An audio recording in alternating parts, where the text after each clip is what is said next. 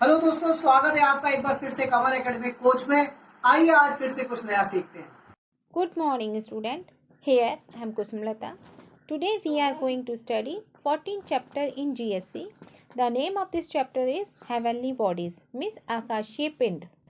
बच्चों, heavenly bodies का नाम सुनते ही हमारे दिमाग में क्या आता है? सबसे पहले हमारे दिमाग में सन, मून, स्टार्स, अर्थ, प्लैनेट, ये सारी चीज़ें आती हैं। इन सभी चीज़ों को हेवनली बॉडीज़ या आकाशीय पिंड कहा जाता है। हेवनली बॉडीज़ को सेलेस्टियल बॉडीज़ भी कहते हैं। इन्हीं सभी हेवनली बॉडीज़ से ही हमारे यूनिवर्स बना है, जिसे हम ब्रह्मांड भी कहते हैं।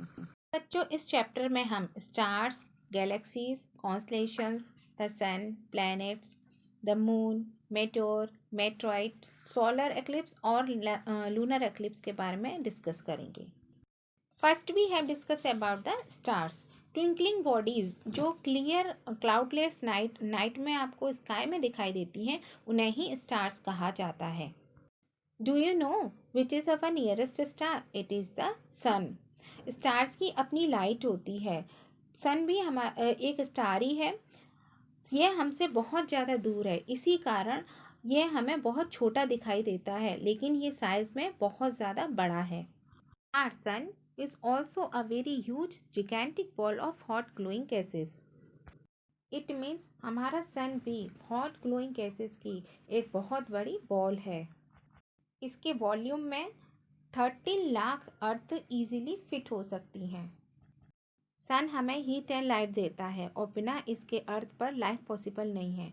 अर्थ पर जो अल्टीमेट सोर्स है एनर्जी का, वो सन ही है। सन की लाइट रेस को अर्थ तक पहुंचने में 8 मिनट 20 सेकेंड का टाइम लगता है। लार्ज नंबर ऑफ स्टार्स एक साथ मिलकर ग्रुप फॉर्म करते हैं। इन ग्रुप्स को गैलेक्सी कहा जाता है। हमारी गैलेक्सी का नाम मिल्की वे है। एंड्रोमेडा हमारी सबसे नियरेस्ट गैलेक्सी है। स्मॉल ग्रुप्स ऑफ स्टार्स जो किसी एनिमल, किसी फिगर या किसी अदर ऑब्जेक्ट को रिसेंबल करते हैं, उन्हें कॉन्स्टलेशन कहा जाता है, जैसे Great Bear, Libra, Orion etcetera. Solar system, sun और 8 प्लैनेट्स जो 8 सेलेस्टियल बॉडीज़ हैं, वो सब एक दूसरे के क्लोज रिलेशन में हैं और सभी मिलकर क्या बनाती हैं? सोलर फैमिली बनाती हैं, जिसे सोलर सिस्टम के नाम से जाना जाता है। ये जो 8 बॉडीज़ हैं, जिन्हें प्लैनेट्स भी कहते हैं, ये सन के चारों ओर एक फिक्स्ड ऑर्बिट में मूविंग करती हैं। These 8 planets are held by the sun by its gravitational force. Solar system में 8 प्लैनेट्स हैं जो सन के चारों ओर चक्कर लगाते हैं, जैसे mercury, Venus, earth, Mars, Jupiter, Saturn, Uranus and Neptune. In 8 planets में मरकरी सबसे नियरेस्ट प्लैनेट है, सन के सबसे नियरेस्ट प्लैनेट है, और जो जुपिटर है वो सबसे ज़्यादा बिगेस्ट प्लैनेट है, सोलर सिस्टम का सबसे बिगेस्ट प्लैनेट है। सैटर्न में रिंग पाई जाती है। नेपच्यून सबसे फार्टेस्ट प्लैनेट है। वीनस एंड मार्स अर्थ के बहुत ही नज़दीकी वाले प्लैनेट्स हैं। अर्थ को ब्लू प्लैनेट कहा जाता है क्योंकि इस पर वाटर पाया जाता है। मार्स को रेड प्लैनेट कहते हैं और वीनस को इवनिंग स्टार कहा जाता है। जुपिटर और मार्स के बीच में कई सेवरल थाउजेंड्स जो स्मॉल और बिग रॉक्स हैं, वो मूविंग करती हैं एक रिंग के रूप में और पथ जैसा दिखाई देता है। इन्हें एस्ट्रॉइड्स कहा जाता है। द मून अर्थ का एक साथी है जो हमेशा इसके साथ रहता है, उसका क्या नाम है? चंद्रमा। ये एक स्मॉल हेवनली बॉडी है जो ओनली अबाउट 1/4 अर्थ जितना बड़ा है और इसकी ग्रेविटी जो है अर्थ की 1/6 है। मून स्पेस में हमारा सबसे नियरेस्ट नेबर है और ये अबाउट 3,84,000 किलोमीटर दूर है। स्पेस में एवरीथिंग जो है, एवरीथिंग के पास पुल्स होती हैं। इसी पुलिंग को ग्रेविटी या गुरुत्वाकर्षण कहा जाता है। हमारा मून जो है वो भी अर्थ के चारों ओर चक्कर लगाता है और यह अर्थ की ग्रेविटी के द्वारा पुल किया जाता है। Why it is held in place by the force of the earth gravity. एक स्मॉलर हेवनली बॉडी जो किसी प्लैनेट के चारों ओर चक्कर लगाती है, उसे सैटेलाइट कहा जाता है। मून हमारे अर्थ के चारों ओर चक्कर लगाता है, इसलिए इसे सैटेलाइट कहते हैं। अर्थ का सैटेलाइट है, बट ये नेचुरल सैटेलाइट है। आजकल बहुत सारी कंट्रीज़ जो हैं अपने सैटेलाइट्स जो हैं स्पेस में भेज रही हैं साइंटिफिक स्टडीज़ के लिए। वो सभी आर्टिफिशियल सैटेलाइट कहलाते हैं। मून की अपनी कोई लाइट नहीं है, फिर भी ये शाइन करता है। तो ये क्यों करता है? क्योंकि ये एक जायंट मिरर की तरह से वर्क करता है। जायंट मिरर जिसे शीशा कहते हैं, शीशे की तरह ये काम करता है।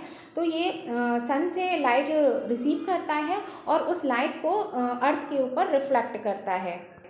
मून की जो सरफेस है वो स्मूथ नहीं है, ये ग्रे रॉक और रॉक डस्ट से बनी है। रफ माउंटेन पाई जाती हैं जिनमें मिलियंस ऑफ राउंड पिट्स पाए जाते हैं, जिन्हें क्रेटर्स कहते हैं। क्रेटर्स किसे कहते हैं? माना जाता है कि क्रेटर्स रॉक्स के टुकड़े से होते हैं जो मून में बुलेट की तरह धंस जाते हैं।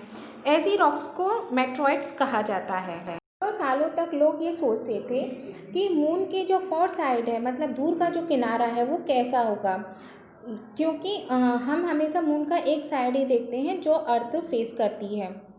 The picture given here shows why we can't see the other side of the moon, because the far side of the moon as shown by the flags is always away from us. Meteors and meteoroids means उल्का और उल्का पिंड। आपने रात में प्रकाश की लकीरें आसमान में ज़रूर देखी होंगी। इन्हें शूटिंग स्टार्स या मीटियोर्स कहा जाता है। अर्थ के एटमॉस्फेयर में एंटर करने वाली रॉकी मटेरियल्स होती हैं जो कि फ्रैक्शन के कारण और एयर में प्रेजेंट ऑक्सीजन के कारण पूरी तरीके से जल जाती हैं। इसलिए यह हमें एक प्रकाश की लकीर के रूप में दिखाई देती हैं। वे बड़े टुकड़े जो पूरी तरीके से जल नहीं पाते हैं और अर्थ की सरफेस पर आ जाते हैं, जो मेटियोर्स अर्थ की सरफेस पर आ जाते हैं, उन्हें मेट्रॉइड्स कहा जाता है। कॉमेट्स या धूमकेतु। कॉमेट्स रॉक्स और डस्ट के बिट्स के साथ मिक्स्ड फ्रोजन गैसेस की एक बड़ी गांठ है। जब यह सूरज के करीब आता है तो सूर्य से निकलने वाली जो सोलर विंड होती है कॉमेट के पार्टिकल्स को एक टेल में उड़ा देती हैं, जो हमेशा सूरज से दूर की ओर इशारा करता है। ओके बच्चों, इस वीडियो में बस इतना ही। इक्लिप्स के बारे में हम नेक्स्ट वीडियो में डिस्कस करेंगे। Till then, thank you, have a nice day.